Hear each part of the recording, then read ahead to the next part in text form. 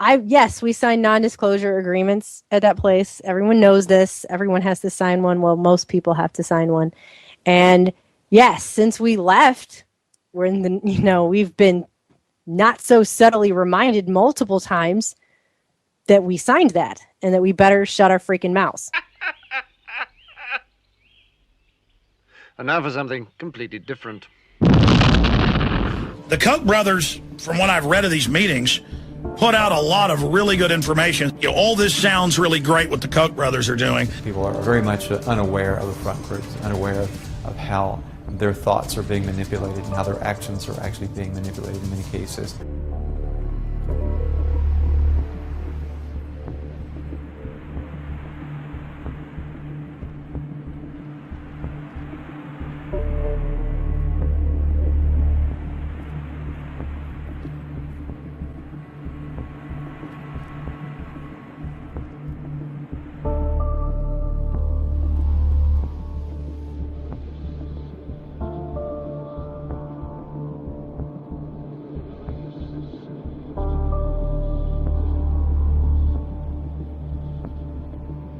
The Koch brothers recently wrapped up their annual Big Money Summit where they met with corporate leaders, lawmakers, and other billionaire conservatives.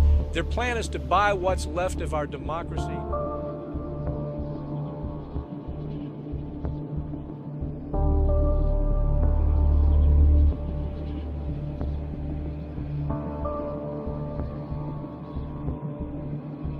So it's not Koch brothers good guys, everybody else bad guys. It's just that I've been constantly accused of working for the Koch brothers with no evidence.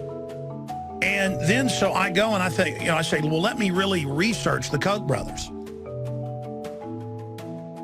And so it becomes kind of a little pet project as I do in research.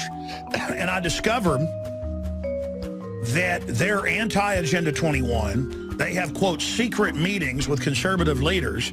And they sneak out the audio, and it's, how do we defend the Second Amendment? How do we defend the family? How do we keep America competitive? How do we reverse offshore?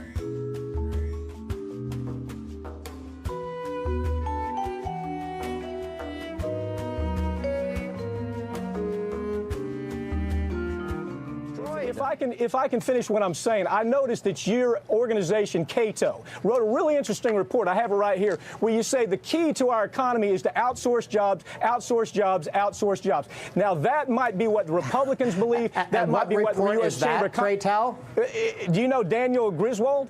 Yes, you do, because he wrote the report. Of course. Well, I have the report right here where you say the way to solve our economic problems is to send jobs to India and Saipan. So that's what you have to live with.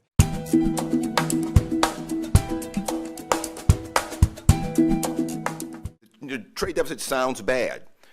Every time a news reporter talks about the trade deficit rising, there's a collective groan. Oh, no, it's bad. Or if it falls, we say, whoa, that's really good news. It sounds like we're losing something. It sounds like something must be repaid.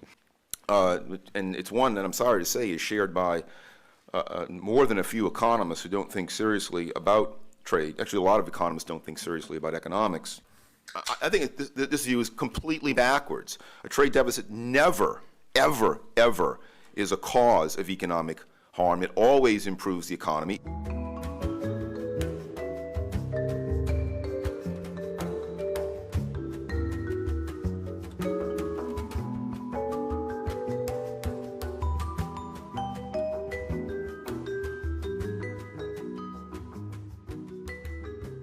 The Koch brothers have funded a lot of anti-union, anti-worker legislation, not just here in Wisconsin, but across the country. And so people in Wisconsin are here to say that, Walker needs to get over his coke addiction and to really respect workers' rights to organize.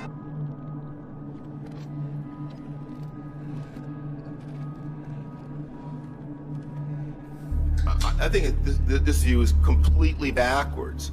A trade deficit never, ever, ever is a cause of economic harm. It always improves the economy.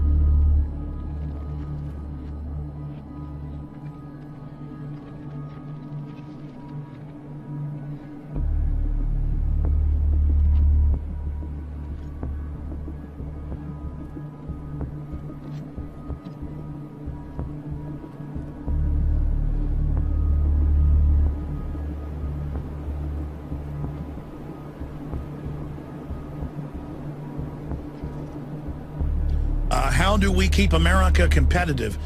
They've got Bernie Sanders, the socialist. What the Koch brothers said in 1980, and I believe it is their view today, quote, "We support repeal of all laws which impede the ability of any person to find employment, such as minimum wage laws." Their debate is we should repeal the concept of the minimum wage. And what does that mean in real terms? It means that in high unemployment areas in this country, where workers are desperate for jobs, if an employer says, "I'm going to give you $3 an hour," and you say, "I can't live on $3, the employer says, "Well, I got 20 other people who are prepared to take that job." That's their goal. That's their goal. They do not believe the federal government should be involved in providing at least a minimum wage.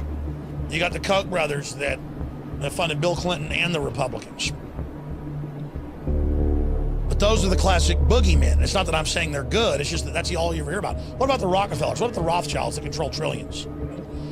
What about the Rockefellers? What about the Rothschilds that control trillions? That is the perfect example of why Alex Jones is so dangerous. He takes people who have legitimate concerns that we're getting screwed over by the very wealthy who have aligned interests and gives them some type of rubber ducky toy to play with that is all about conspiracies and Bilderbergers and people talking to owls in the woods. That's the real truth is over here. Play with your diddle. Let me play with my diddle thing over here. Pay no attention to the guys who are putting $1 billion into American politics.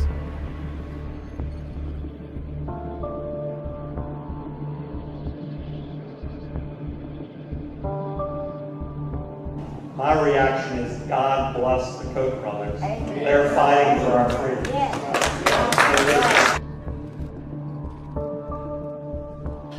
The Koch brothers, from what I've read of these meetings, put out a lot of really good information. All this sounds really great what the Koch brothers are doing.